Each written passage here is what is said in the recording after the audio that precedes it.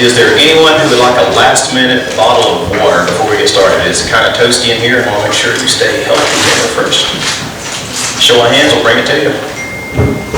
No charge. Mr. Mike Pagoga would like a bottle of water.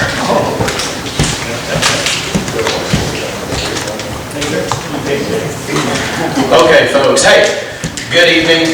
Appreciate everybody coming out for this August 18th community meeting for the Middle Fork Complex, Wapiti, and Bull Trout Fires. So I had a pleasure speaking with any of you a week or so ago. I'm glad to see you come back out again. Appreciate your interest and your attention and yeah, your support. It's been much appreciated. So as many of you will probably remember, bathrooms straight down the hall should you need those. Exits out either door here or at the back if there were to be an emergency. This agenda, for those of you here before, I love my agendas because we're going to throw a lot of information at you. And at the end of the evening, you're going to get home and you're going to be like, what did Chris say? Or what did operations say? Or what's going to happen tomorrow? Because we can't have these meetings every day. So that's where we're going to turn you to this agenda, and at the bottom, we have those wonderful QR codes. So when you're in service, you can scan that with your tablet, smartphone. It'll take you right to a variety of sources, both NCWeb, we post a lot of information daily, the Boise National Forest Facebook page, where we're posting a lot of information, as well as web links to our partners, the sheriff and others. So a lot of valuable information there that this is something you can take home with you. I also want to put a plug in for other wonderful information we have on that table there. I hope you got some on the way in. I hope you definitely get some on the way out. It's going to involve air resources and a whole bunch of other stuff. So a lot of good information for you to take home for yourself, your friends, your family, neighbors, things like that. It's going to be a long fire season, so it's probably going to be a force multiplier and help you out somewhere down the road. That's what we're here for. Do ask that you hold questions to the end. As many of you probably remember, 3 opportunities to get more information. I already mentioned the first. That's going to be all of your electronic media you can access anytime you want. We will have a good old-fashioned raise your hand Q&A. And then after that, myself and most of my colleagues associated with the incident will be around to talk with you one-on-one. Quite a few people here tonight. Not everyone's comfortable, standing up and asking a question, but it's something that's really important to you. So we want to make sure that we facilitate that for you individually. So we will stay around and have a chat. We enjoy that. So a little bit of statistics for you. Since the last time we met, some things have changed. That was actually planned to demonstrate while we ask you to silence your phones. No, not at all. Thank you, ma'am. Appreciate that. Right on cue. So things have changed since last we spoke. There's a lot more fire on the landscape. So we're going to have some new information for you tonight that I think you're going to be interested in. But just real quick, so the bull trout fire, still up there, being very well behaved. We appreciate that. Holding steady around 271 acres. The Wapiti fire, that has changed a little bit. It's upwards of 4,943 acres. For the Middle Fork Complex, the Bulldog fire has also increased to 4,392 acres. And then Nellie, which many of you probably saw putting on a show last night, grew over 4,000 acres yesterday. It is now upwards of 11,237. So good progress on that, going not toward town, so it's good news. But when you're seeing those columns, that's going to be something that we're going to explain why you're seeing that and why we're still comfortable very much with how it's going. So with that, if you look through the agenda, it's kind of broken out like we did last time. We recognize folks who are my peers on the Complex Incident Management Team, Northern Rockies Team 5. They're going to go through several different disciplines. Hopefully most of you now understand why we travel with air resource advisors and all of our science folks. We're also going to recognize the agency administrator from the local national forest, who is our boss, but also the folks from your community that brings us from outside the community in to work with you folks. And then we'll end up with some final comments from our incident commander. So with that, I'm going to turn it over to our incident meteorologist, Mr. Mike Siemens. Good evening, everybody. I'm Mike Seaman. I'm the city meteorologist that's been assigned to this complex of fires. Thank you for coming out this evening. The last time we were here, we talked a little bit about why this team rolls with an incident meteorologist, firefighter safety for one, and the forecast information that I provide to the team to help with their tactical and strategical planning and decisions. So since we were here the last time, I also talked about the conditions that led to this fire, those hot conditions that we saw for quite a while, and then the lightning outbreak that we had, which started these fires. So what I'm going to focus on tonight is basically where we are and where we're going. As many of you have surely noticed, we've had an increase in fire activity, as Chris noted. Some of that is due to the change in the weather. Weather is a part of the fire weather, or the wildfire triangle. There's weather, there's topography, or the steepness of the slopes, and there's fuels or the vegetation out there. My part of that triangle is the fire part, not the fire part, the weather part. And the weather conditions have certainly changed. What we're most concerned about when we're looking at fire weather is what we call critical fire weather conditions. You can think of that as those hot, dry, windy days. When this team first got here, it was fairly warm. The humidity was, fairly low, but it wasn't what we call critical. The last couple of days, we've brought in some pretty dry air out of Nevada up into this area. We've also increased those southerly winds, and we've warmed those temperatures. So yesterday, we had that combination of hot, dry, and windy. That's what we call our red flag conditions, or we issue red flag warnings for those conditions. When we get those conditions, that's very favorable for fires to grow rapidly, and our fire behavior analyst is going to talk more about that topic. But those conditions were in place yesterday. As we lifted that inversion that we've been getting every morning with that smoke, when we mixed that out by early afternoon, those humidities yesterday fell down in the 8 to 10% range. That's extremely low. We also saw temperatures pushing 100 degrees down here in town, and we also brought in those gusty south winds. That basically gave the fire all the weather conditions it really needs to run and run hard. As we moved into today, we moderated that just a little bit. We're not quite in those critical fire weather conditions, but we're close. We're calling it kind of elevated fire weather conditions. Still have the low humidity, not quite in that 8 to 10% range today, but we were in the 12 to 18% range, so still pretty dry, still very warm out there with temperatures in the 90s, and we still got those afternoon gusty winds as that inversion lifts. Unfortunately, those conditions are going to be with us for the next couple of days, so we'll continue to see this period of elevated fire weather conditions that's certainly favorable for fire growth. As we get later on into the week, towards the weekend, it does look like there's going to be a storm system that moves into the region that potentially brings some cooler temperatures, higher humidity, and potentially some rainfall. Maybe as early as Friday, but most likely Saturday into Sunday. So there is a little bit of relief potentially in sight. But until we get there, we are looking at a couple more days of these elevated fire weather conditions. Moving past that into the remainder of the fall, it does look like we stay fairly warm, above average temperatures that are what we're expecting, and near to slightly below normal precipitation. So some relief is in sight after we get through this period of elevated fire weather conditions, but the long-term outlook does continue to look warm and relatively dry. I'll be around if you have any questions afterwards, but here's our fire behavior analyst. Hey, good evening, everybody. Mike Pagoga, Fire Behavior Analyst for Northern Rockies Team 5. In fire behavior, we look at three things and how they all play together. We look at the weather, like Mike just talked about. We look at the terrain and where the fire is positioned on all these slopes, and then we look at our fuel. So essentially, what is burning out there on the landscape. So I'm not going to talk about the weather. I think Mike covered that way better than I could. But our topography out here, most of you recreate or at least have lived here long enough. This is what we call complex terrain.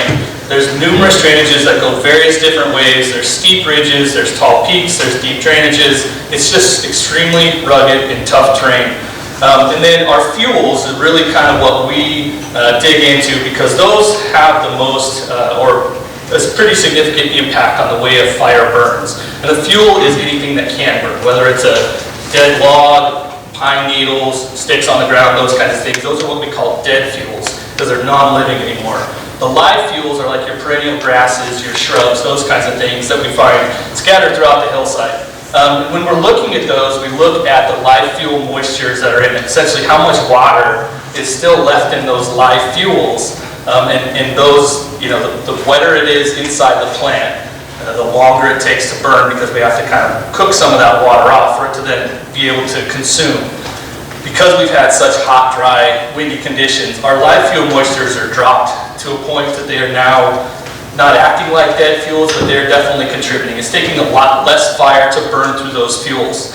So you combine the weather, hot and dry, you combine steep, difficult terrain, and you combine dry fuels, we get increased fire behavior. So what does that really mean? What's that look like? Good example yesterday, like Mike talked about, was that red flag conditions. Those were those extremely elevated weather conditions. Again, mix that with those dead fuels and those live fuels that are able to burn. Complex terrain, we end up putting up a pretty big smoke column like we did the other day, and Amber's going to talk about that here in a little But what's that look like from a firefighter's perspective?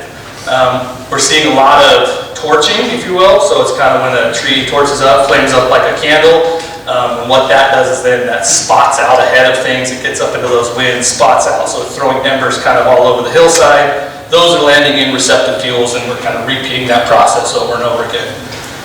Most of these fires are, once they get up onto those ridge lines, that's where they're most exposed to those winds, and so it's just kind of hopping from ridge line to ridge line, burning down the back side, burning down the front side again, and then repeating that process kind of all over, working where it can, finding those most available fuels to burn. And from a firefighter perspective, that's what they're seeing on the landscape, so it's out there quite a ways, and we're seeing spotting distances anywhere from 1/3 of a mile all the way out to a 1/2 mile distance right now. So it's kind of getting out ahead, and it's just kind of making those pulses. Another thing that can really increase fire activity and fire behavior is when you get wind and terrain in alignment. So anytime a drainage is running parallel with the winds, those winds funnel up those drainages. So that just increases fire activity and fire behavior. Because of the complex terrain, we have numerous areas where that happens. And so we're getting these random pulses that are kind of running up different directions, hitting in the bottom of the slope or mid-slope, taking that slope and the wind you combine, and again, throwing those spots out ahead of it. That's what we're seeing today. That's what we saw yesterday. Mike talked about the consistent pattern that we're going to be seeing. Excuse me. So we're going to continue to see that fire behavior. We're going to see the same type of thing day after day. Our fire is kind of burning all the way until 10 o'clock, sometimes in the midnight, depends on how dry those fuels get throughout the day. It's not going out at night, it's just calming down, waiting for that next day for the wind to start blowing again. And that's what we're going to continue to see until we get that weather pattern change. And that's what we'll be monitoring for. So with that, I'm going to turn it over to our Air Resource Advisor. Hey everybody, how you doing? Great. Thanks for coming out here today, we appreciate it. So air resources, what's that mean? Well, who here values clean air? Yeah, me too, right? And all of our fire staff and our team values clean air as well. How do you guys know what's going on with the fire? Smoke, right? Oftentimes we don't even see smoke. We see fire when we see smoke. How do you guys get a little, anytime anybody sees that smoke column, they get a feeling, right? As firefighters, we get a feeling too. We see different colors of smoke, we're thinking something's going on, just like you guys. What connects you guys and the firefighters is that we're all going to breathe in that smoke, right? They're going to breathe it in a line, we're going to breathe it in at camp. And has it been smoky here in town for you guys?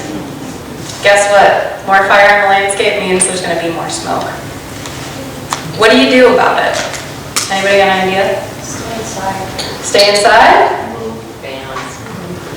Hopefully, if you got some air conditioning, that would help you out right now, generally, because it's hot.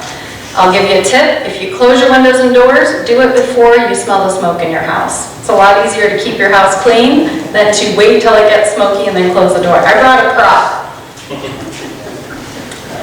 So, in the spirit of teaching a man to fish, I want to help you guys help yourselves get clean air. What's that? That's an HVAC filter, your heater filter, box fan. You can duct tape or bungee cord an HVAC filter to the intake of a box fan, and this will keep your air pretty darn clean on the inside. My sister lives on the East Coast, and last year when they got all the Canadian wildfire smoke, she called me and said, I got 2 little twins, I got babies, what am I going to do? She works in healthcare, she knows it's not good for them. And I said, duct tape an HVAC filter to a box fan. She said, you're crazy. And I said, no, I gave her one of the handouts we have in the back. She tried it, she had a little air indicator in her house, and she got it all the way down to green when it was red before. And she's like, you gotta be kidding me. So she made one for her baby's room, one for their bedroom to keep a clean air shelter. And I was home for Christmas, I burned something on her stove, she was following me around with this thing.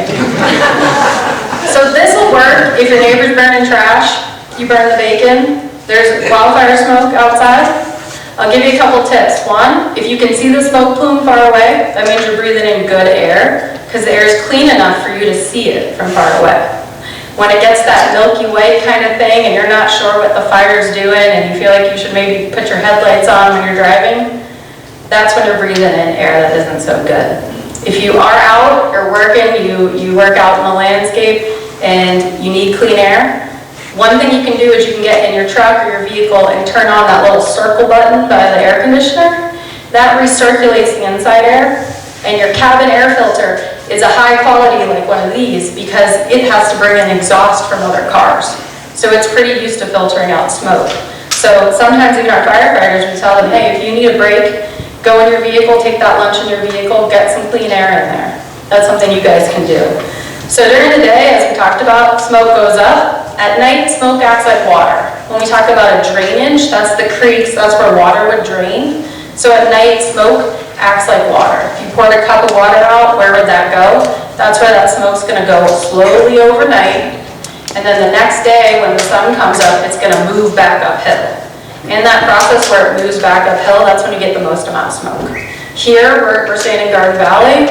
We had a lot of smoke from about 8 a.m. to about 11, then it started getting a little lesser. So if you have to be out and about during those time periods, you don't have a little box fan, you can't be inside your vehicle with the recirc, take it easy. Your lungs act like a filter, just like this. So the more you breathe heavy, the more you have your heart rate up, the more your lungs are gonna try to filter that. And the particles in the smoke are so small, not only do they blow out smoke from your nose, you feel it in your lungs, they can actually get all the way down in your bloodstream. So if you've got COPD, you've got cardiovascular issues, you're gonna feel that. Also, after a couple of days of living and working in smoke, everybody gets a little ornery, get a little short fuse. It's hard to make clear decisions, right? So just be easy with each other. Know we're all in this, and we're all in it together, and it's the smoke that connects you guys to all of us out there on the line. Thank you, guys.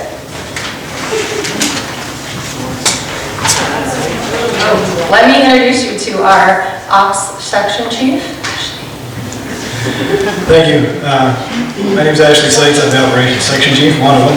You got to hear from Paul Diaz last time here. Paul's out flying around looking at what's going on, so you're stuck with me tonight. So I'm going to start over here in Branch 2 and work back closer to where you folks are. The Bull Trout fire up here by Bull Trout Lake is currently 92% contained and holding quite well. We check it on a daily basis and make sure that it is still holding. The Wapiti fire has been giving us headaches for the last 24 hours, to be honest with you.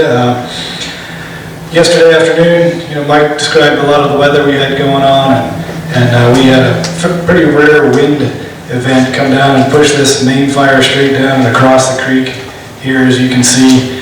Got in and around the subdivision, and then throughout the day today, it really flanked to the west. So currently, all those structures in there have fire in and around them. They have people in and around them as well, running those structure protection systems, pumps, hose, sprinklers, and working on securing the fire area around them. So they have been at it in there for over 24 hours, and there'll be a night shift in there tonight for the next several days until all that is secured. And then again, they are setting up Hanging Valley should the fire choose to move that way. The last report I got just on the drive over here is it's not progressing to the west toward Hanging Valley at the moment. So they are going to set that up anyway and be ready should it go there. So coming over closer to you guys, the Nelly fire that you're seeing out here, most of what the activity you're seeing is the growth on the Nelly. As you can, if we had a comparison map, you can tell it did most all this yesterday and quite a bit of this as well. It's been quite active today too. I know from here it looks like it's almost right in town. It's not. That's one reason Paul's out there flying. He gets a better perspective for where it actually is at, and can attest to where it actually is. It's not as close to town as it looks. So on that day, as it's coming south toward the things that we care about, the road, the highway, the people that live down here, and other things down there, we are picking it up as it comes out of the timber. This gets really grassy down here, and that's where we want to stop our fires, is where the fuel's not so heavy, and we can catch it and put it out. So they're working on that high up here on these ridges to hold it up from coming south. They have protected the two lookouts up here, if you're familiar with Deadwood and Scott Mountain. Deadwood has fire around it now, but it is protected and still there. It seems to be fine. And then there's a communications tower up here as well that should be just fine as the fire gets closer to it. And that's what's happening with Nelly. Of course, closer in maybe more important to use the Bulldog fire. The Bulldog fire is going really pretty well right now. We have from out about here, all the way back and around to, what is that, Hardscrabble campground is not officially 100% contained, but we're really comfortable with all the line from where it leaves the river here, comes south and turns the corner to about in here. We feel really good. Coming out here where they were working the last several days, they're mopping up and actually putting out the heat going in from our fire line, and they're getting pretty deep in there and feel comfortable with that being secure. Moving up the middle fork of the Payette and the road and the river here, they continue to keep pace with it until we get to a point up here. It's not shown on this map, but there's a good spot up there where we have a line put in to stop the fire spread to the north up there and keep it off to the east. And so they'll keep doing that. They have been really successful for the last week or so doing that. I think that covers the operational update for now. I'll take questions later, so I'll turn it back to Chris. Thank you, Ashley. So, yeah, I wanted to swap it up a little bit for you folks since you were here just last week and got a new ops folks in here, and want to really thank Air Resources for bringing a display. That's pretty cool. It'll keep things interesting for everybody. So we spoke about the fire triangle. You've heard it mentioned several times tonight. And for those of you who've heard my spiel before, I believe that there is also a triangle that supports our success as a complex incident management team when it comes in. So the base of it, as I've shared before, is of course you, the community where you're ultimately to serve. Second, and very important to our success, are our cooperators and partners. I want to give just quick recognition to your local fire folks in the back and your sheriff's department. A lot of the work that we do and the folks that take care of you every day, they're just as important to us when we're here as they are to you every day of the year.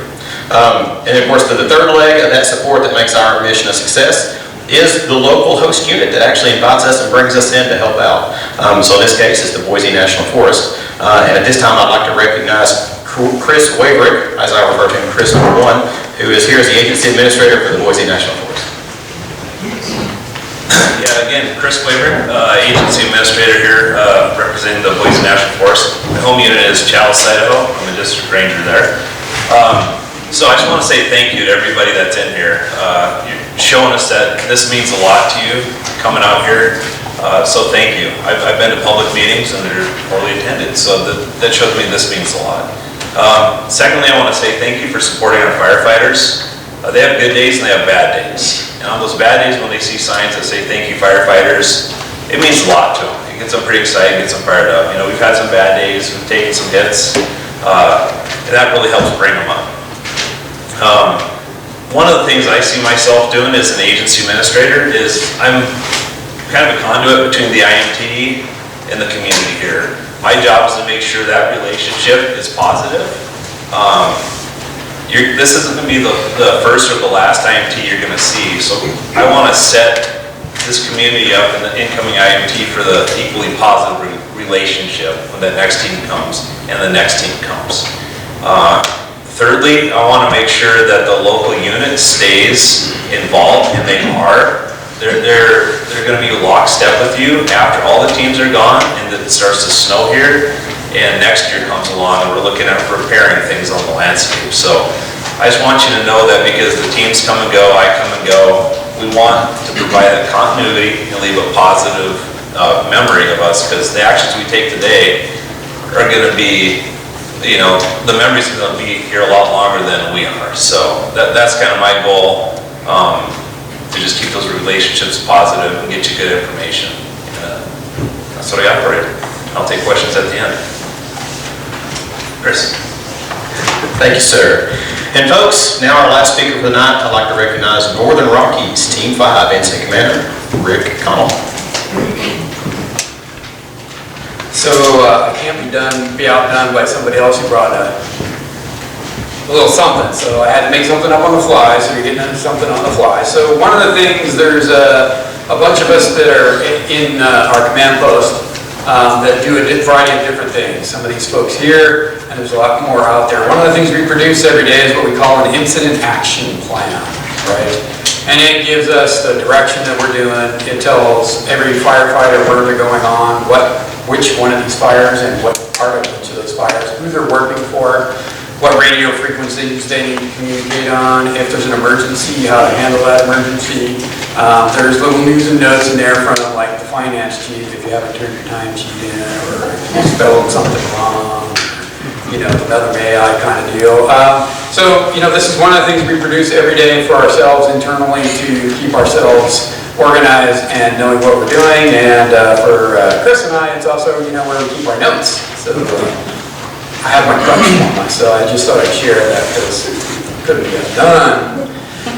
So a couple of things, being outdone. One of the things about smoke, one of the things is it's getting on the roads. And so please share not only with yourselves, but everybody else that, when it's smoky out, especially as you get into twilight and dark, please just be very careful out there.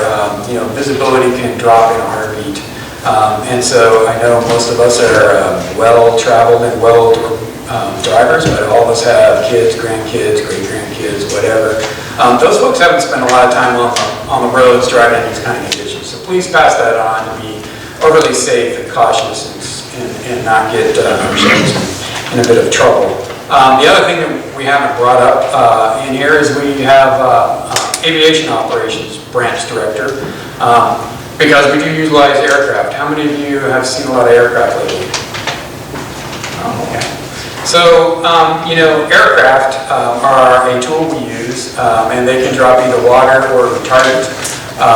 What is retardant? Let's check. It's not suppressant. It's retardant, right? It doesn't put the fire out. It changes the conditions of the fuel so that hopefully maybe it won't burn for a probably short period of time relative to the landscape and the material that it lands on. So when you see a big air tanker on CNN dropping a big load of red slurry across the landscape, it's not going to put the fire out. It's the boots on the ground, the firefighter that need to be there to follow up to put that. Just slows the fire's progression enough for us to get in there and do work, whether that's firefighters with a blast can, a shovel, and a chainsaw, or dozers, or other pieces of heavy equipment, right? So keep that in mind. We're using those tools when we're appropriate, where we've got firefighters to back up that resource, because it's expensive, number one. And number two, we're putting pilots at risk. And we have had helicopter air tankers crash, so that is another vulnerable thing to do, because you're flying low, you're flying slow. As was mentioned earlier, we're in very complex terrain, and when you're hugging the terrain, you don't have a lot of space to make up for a mistake. Okay, so a little about aircraft. Talked about the plan. Mother Nature, she bats first, she bats last, right? She starts the fire with a little lightning, a lot of lightning, and she bats last because maybe we'll get some snow or some rain. Last year in Montana, and I'm sure you guys have observed around the 18th of August, that big rain event that swept up from the Gulf of Mexico. Very, very rare event, right? But it helped us out. So if anybody knows how to bring up Mother Nature and get one of those coming, I'd really appreciate it. And then what can you do? Fire season isn't here, isn't over. It's still August. A lot of fire in the landscape. And so if you haven't seen or heard about Firewise, please Google it. And if you're out there in the landscape and have a lot of vegetation around, please take the time now, because up in Wapiti, if they didn't do stuff up there, it's a little too late to try to think about moving wood piles away from your house, cleaning out your gutters full of needles, all those things. And really what most structures that are lost are on the hot, dry, windiest days, and mostly from an ember shower. Not as much from a ground fire burning up to your window and burning your drapes, right? It's because millions of little sparks are cast out there when the fire front's moving, and they find all the little crevices in structures. So please get out there and look at that, pull all that out there, and we'll throw a link. The IBHS, I can't remember what that stands for. It's a institute that actually had a warehouse that they built a house in and made a machine that throws embers at it, and then had vinyl siding and vinyl gutters and things. You can see how fast an ember can start a fire and start your house on fire. We'll post that link up there. Just so you understand, when we say, hey, an ember storm is really the biggest deal. And so if it hits a wood pile, even if that wood pile is 20 feet away, all of a sudden that's a really hot source that can catch your house on fire. So those are the things that you can help the firefighters.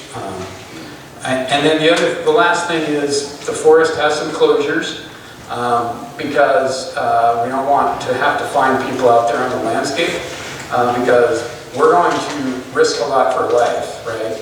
And if people are out there in the woods and we're flying over in a helicopter and all of a sudden we see you down there and the fire's coming, then we got to figure out a way to get you out of harm's way.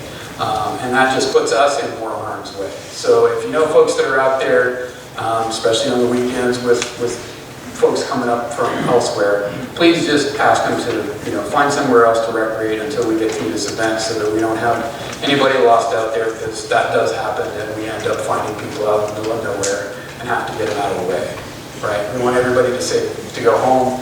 You're going to be our priority, and that's really not fair to ask firefighters to risk their lives to save your life, because not your lives, but somebody else's life, of course, out there. So please consider that when you hear folks that maybe are going to go trips into some of these areas that are closed. That just causes us a lot more stress and strain across our efforts that we're doing out there. So other than that, that's really all I have to say. Hopefully you have a good night, and I won't keep you too long because it is 1 here. So thank you very much, and on Chris number 2. Chris, number 2, I can have that.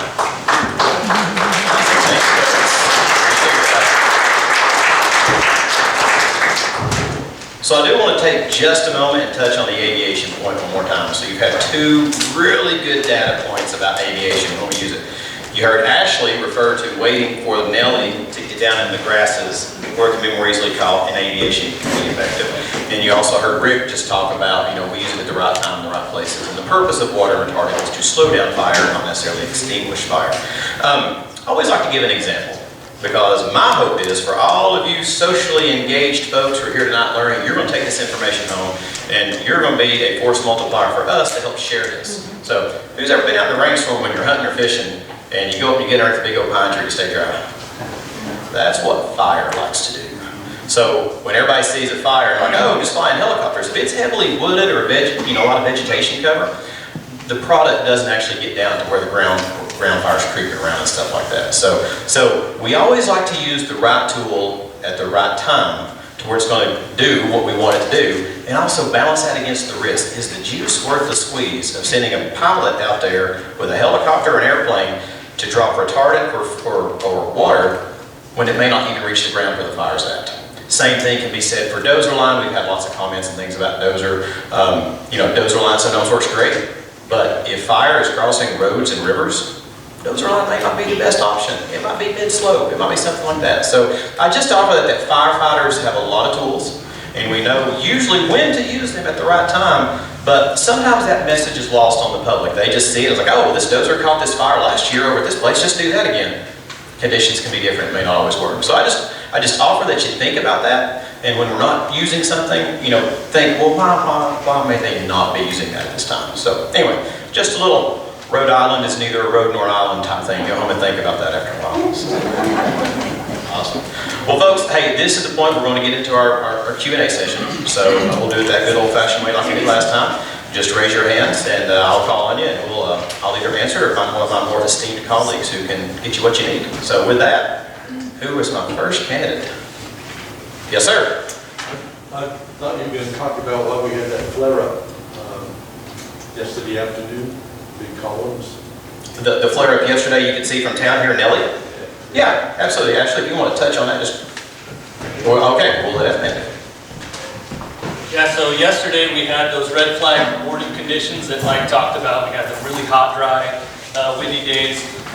Really what was happening before, that inversion sets in and kind of acts like a lid on things, right? So if you're ever cooking and you're boiling water, as soon as you lift that lid up, that steam goes out. Something replaces that. And what happened was when that inversion lift, what replaced that hot air was hot, dry air. That hot, dry air mixed with winds on all the fires that we had out there really just caused it to flare up even more. Those then got aligned in some of those drainages that we talked about, ran uphill, started spotting out ahead, did the same kind of thing, burning up those really dry fuels that we had. So that's why we had that nice big column, is because we had a lot more fire on the landscape. It's also why that Nelly fire grew about 4,000 acres yesterday. It's not happening as much today because it's cooler. It's a little bit cooler. I think what it is it's not happening where you're seeing it. It's happening kind of way out in the north end. So it's a lot further away, but it's still happening, but maybe not to the degree. We're not at red flag conditions today. What elevation is the Nelly fire from? It varies. So we've got elevation up to 7,000+ feet, all the way down to 5,000 feet. Great questions. Oh, yes, ma'am.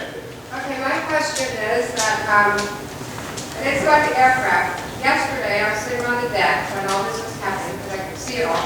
With the flat fire, they had tankers. So why, I still ask, why can't we have tankers? I mean, we have them over all the other fires, I've seen tankers, because I was watching them. Sure.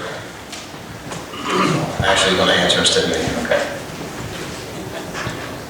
Yeah. Well, we could have tankers if we had the right locations to put them in. And we're feeling like we do not have the fire in the right locations to put the tankers in at the moment. So that's really what it is. Like Rick said, that's just it's something we use when we want to stop a fire temporarily in a place. And so we're not in a position where we feel like that's the right tool for the job right at this time. So we're gonna, if we get to that point, maybe we'll use it. Yeah, thanks, Ashley. And like I say, that's a great question, but that's really what it is. The resources are there for us to use if we need it, but the terrain has to be right, that vegetation has to be the right status. Flat fire, wherever it's burning, different ridge, different conditions, probably appropriate for that tanker at that time, where our fire was burning at, not necessarily the same type of thing. So the resources are there, we just have to have the fire on the right type of ground to make it worthwhile. It's a kind of a big math problem, big recipe, so. Yeah, this is for my pass. Yesterday, we got a lot of us alerted about it, I think it's the Haynes winds, and how that, produced last night. Are we in projections maybe getting that again tonight or tomorrow?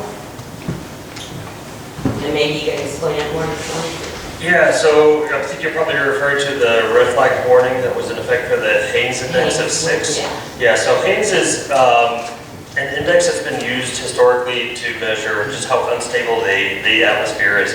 When you see these big smoke columns that produce big plumes, the big pyrocumulus that you'll see develop on top of that smoke plume, that's what we traditionally refer to as a Haynes of 6. And so when we got those very hot, very dry, and unstable conditions, we're mixing that air really deep, 15, 20,000, 30,000 feet up into the air. Those are the conditions that we consider Haynes of 6.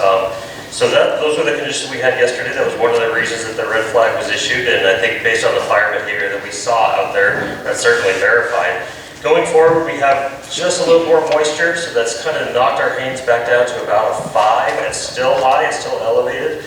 We're still likely going to keep those low humidities around into the evening and possibly overnight hours, so you may see some activity lasting well into the evening and overnight hours as we keep that dryer in place on the mountain. But we're not expecting quite the high Haynes index or quite those really hot, dry conditions. Just moderated a bit, still elevated, still potentially dangerous, but not quite at the top of the scale. Wonderful question. I'm impressed you knew the name you wanted to call on. That's helpful for me. Who is it? Yes, ma'am. Last week, somebody said something about 12 days sort of passing, and then you were talking about turnover between incident management teams.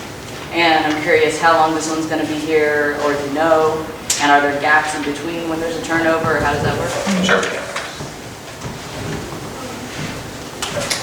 Yeah, so currently, teams generally are doing 14 days on the assignment plus travel. And so, yes, we've ordered another team to come in.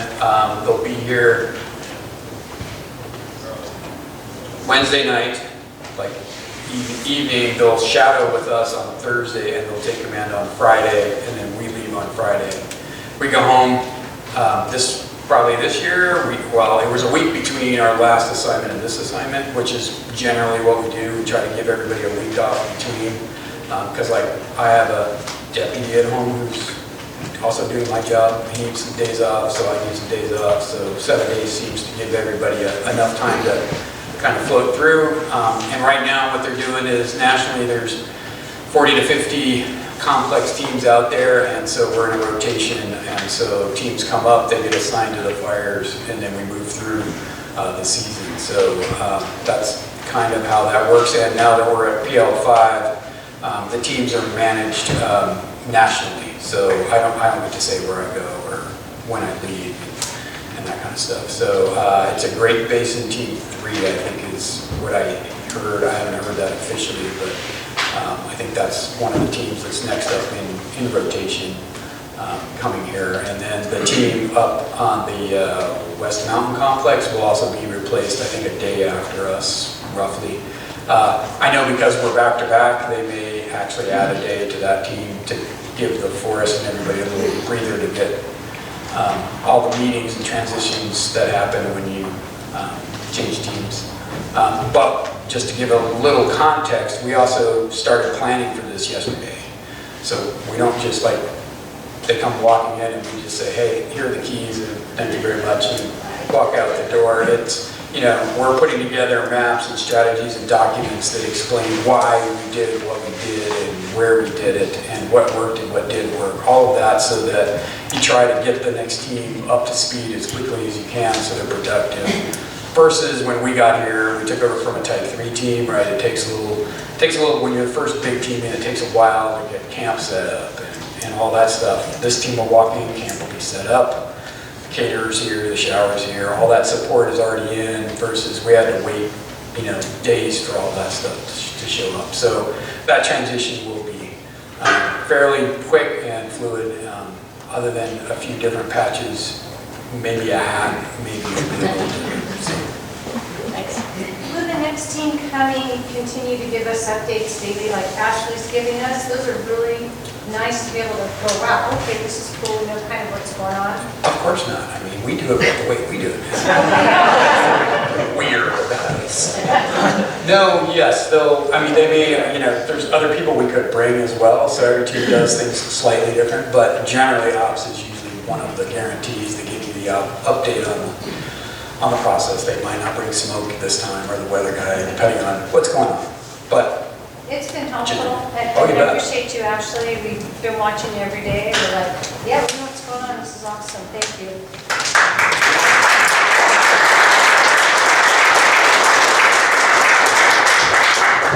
the Ashley Plan Club. Diaz is going to be really. Public speaking is not something you're looking forward to as an ops chief. I just want to say thank you for that and a round of applause, because Ashley's getting to the point when he sees me coming, he kind of doesn't make eye contact with me. So, hey, real quick, I saw your hand. I do want to point out something real quick. For those of you who weren't at my last meeting, we just started a new vocabulary word, PL5, Planning Level 5. That is a ranking system for fire severity across the country. And PL5 is the highest of that level, 1 through 5. So when we were at PL5, that means that several different geographic regions in the country are experiencing significant fire activity, and there's generally some type of shortage of availability of resources. So if you want to go out and order 20 hand crews tomorrow, you may not be able to get 20 hand crews because there's a shortage. So there has to be some negotiation, brokering on things like that. So PL5, if you get a chance, want to go home and play with Google after a while, go get on the FC and just Google Planning Level 5 for wildland fire, and it can give you all the specifics. But I don't think, you might correct me that may know, but I think 2022 was the last time we had a PL5 ranking. Nobody's correcting me, so I think that's probably about right. So yeah, the last 2 years have been pretty quiet, so been really amped up this year. So yes, ma'am. Well, reaching into that PL5, what kind of plan do you have set up, and is the next command unit just come right in and follow, like you said, the shadow for a day? So say that Nellie takes a south run to the highway. What's your plan?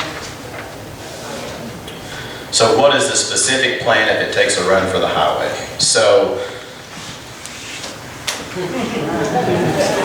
yeah. See, he's very coy. I thought you were going to answer that, so I was just going to let you go.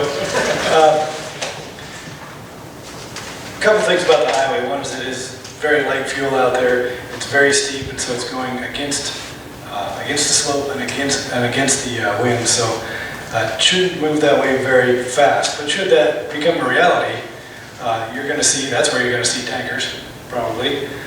Or, like I did not mention earlier, we did, and we ended up not using them because of the smoke, but we had some water scoopers flying today. That's, you know, it's just the ones that scoop the actual water out of the lake, so there's no retardant in that, straight water. That was for over here in Wapiti, but we didn't use them. It was too smoky, they couldn't see the ground, but we gave that a try.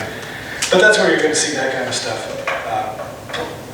With the best attempt to keep it on the ridgetop above the road, because once it comes down that slope, it can cause other problems, not so much fire problems, but rocks break loose and roll down the hill, trees break loose, you have all kinds of problems like that. So our intent would be to hang it on the hill, and given how steep that is, that would be primarily with aircraft. At the same time, you'd have quite a number, depending where it actually comes to the highway at, quite a number of ground personnel, mostly fire engines, probably some hand crews, those kind of things to be around in the structures and infrastructure that you have down there, and working on that and protecting it at the same time as you're doing the aircraft. So that would be a pretty big operation, and that's, you know, we don't put super fine details on those plans because there's so many variables, you know, it could be here, wherever else, but that's you know, really what's in our head. And you know, that's the other part of the talking part of this job, is I spend a lot of time talking to other people, other teams, other dispatch centers, the local guys back here, and making sure that, you know, tell them, you know, hey, in a couple days I might need this, we might be doing this, and I need, when I call for your stuff, I need it here now. And we talk to people all the way down through Utah to get stuff here at the right time for the right job. And that's the other part of the job that I do. You know, Paul's out there right now directing the folks on the ground, which is why he's not here. And the other half of the job is just coordinating with everybody else around to make sure we have the right stuff at the right time in the right place. That's kind of what I'm doing. So that's why I'm here tonight. That's probably more than you asked for, but there you go. We have much appreciation for the chaos that goes into it. I see that shirt, yeah. With these south winds, what effect is that having on the platform? Ooh, that I don't have a great answer for. I don't know if anybody here does. I'm forecasting for them. Okay. We could try, I thought we were going to have somebody for flat tonight. Yeah, that's No? one thing I had a question is, if we have some communications with that other fire district, because there's a fire And that's... how much reburning of the old, the Pioneer fire happened, and is it likely if it's going south, will it burn back north? I can take it, Mike, or you can take it. It's, you know. I'll give Ashley a break. I know you guys like it, but I'm trying to earn some credits. So yeah, the Pioneer Fire, as most of you are aware, you know, largely up in this area here. Right now, it is, our fire is not burning into that. It is a little bit here and there, but it's not carrying through that Pioneer Fire. For the most part, it's just running parallel along. When you look at the fire history map, you know, we keep fire records for, we have them for like 30 years going back, which in the course of the landscape isn't very long, but we have a pretty good record of it.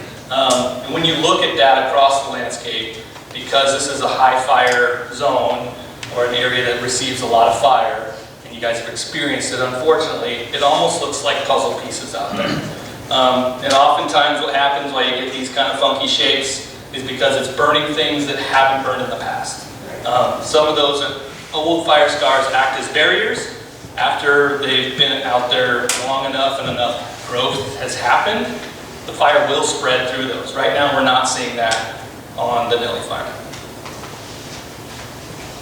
And sir, what I just handed you was the daily update that the Flat Fire put out today. So they are transitioning to a complex incident management team tomorrow or today? Yeah, so some of the products that you are typical, that you have become accustomed to seeing come from us because honestly, just the horsepower we come in with.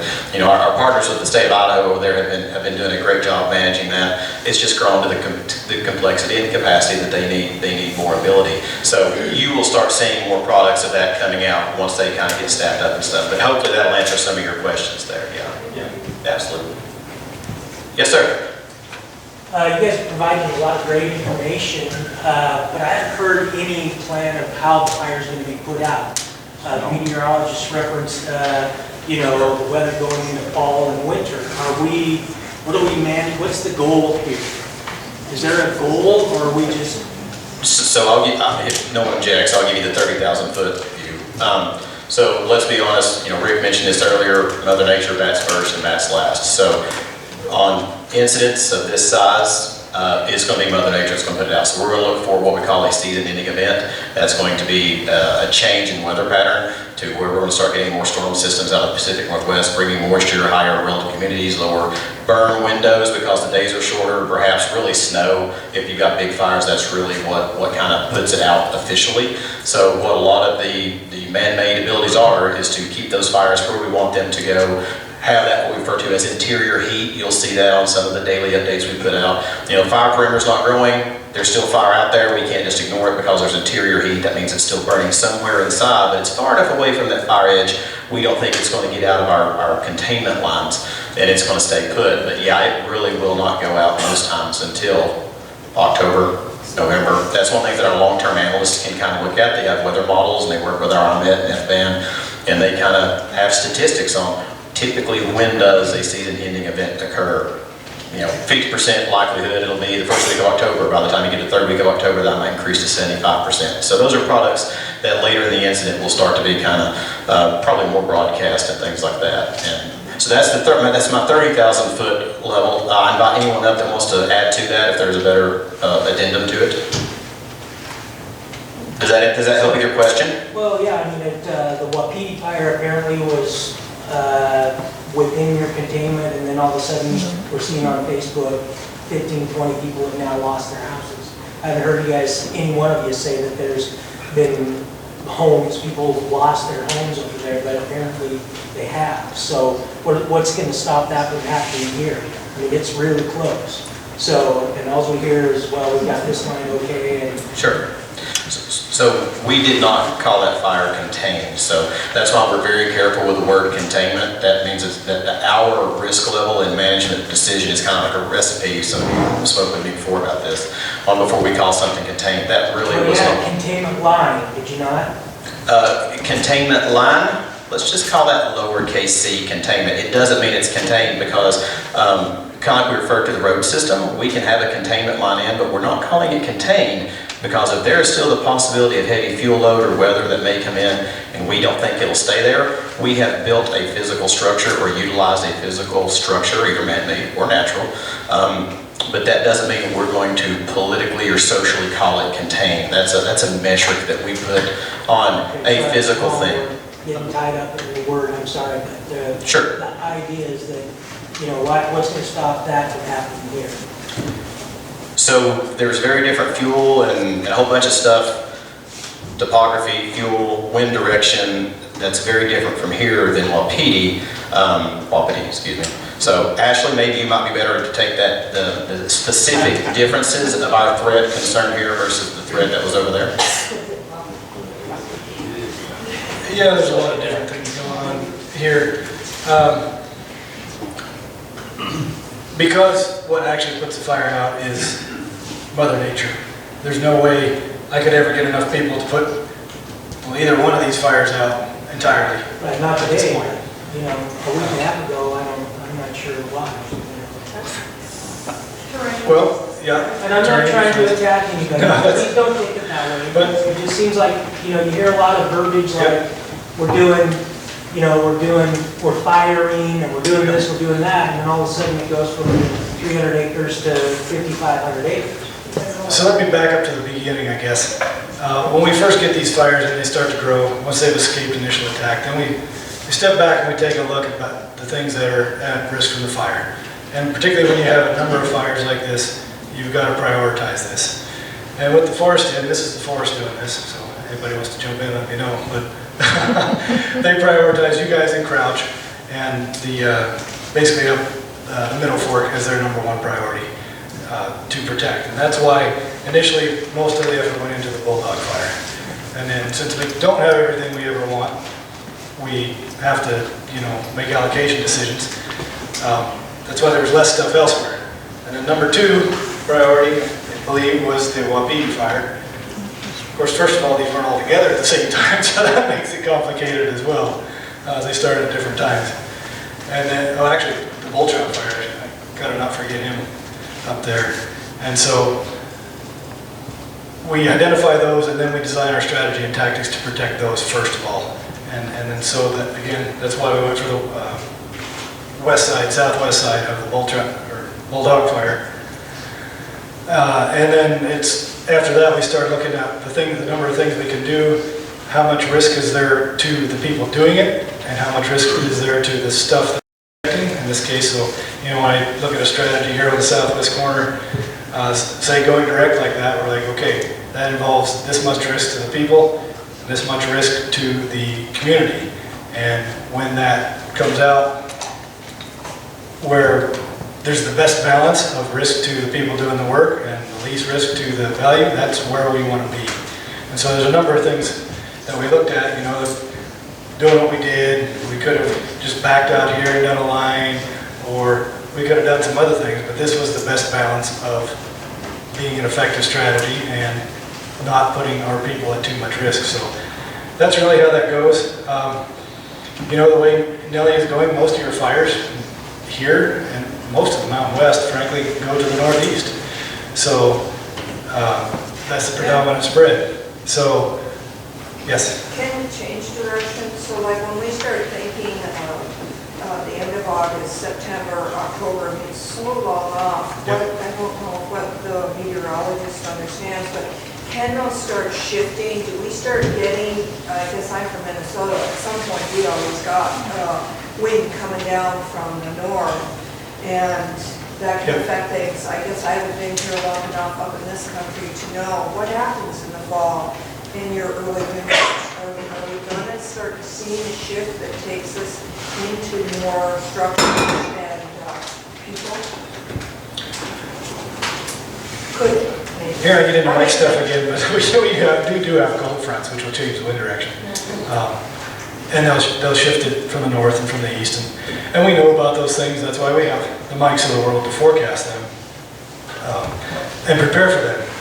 And so again, this is all just a planning time horizon thing. We have time and distance, and we're working on getting the resources we need to do the tactics we need within that perceived time we have. But to answer that directly, we're taking a look every day. That's what Mike's guys do, and all the Mikes. There's a couple of them. And is this fire going to continue to progress this way? And it looks like it probably will, slowly. It's not expected to go this way quickly, so we are figuring out where we're going to hold it down in this corner of the world now. We'd rather not actually have to do that because there's really no good ground in here to put people in, looking at what we can see from the ground and from the air. So we'll basically have to stop wherever we stop it, regardless of where we stop or how we stop it. It's going to be Mother Nature that actually puts it out. But we are looking at how, now that we still have a lot of work here, don't get me wrong, but now that this one is going well, we've got a lot of work on Wapiti, and we've got a lot of work left on Nellie. We can turn our attention, because this one's going really well, and we can turn our attention to these other fires.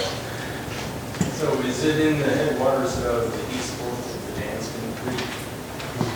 I'm not sure I can answer that, actually, having not been out there myself. You flew on the map here. So this is Danskin drainage. This is the Okay.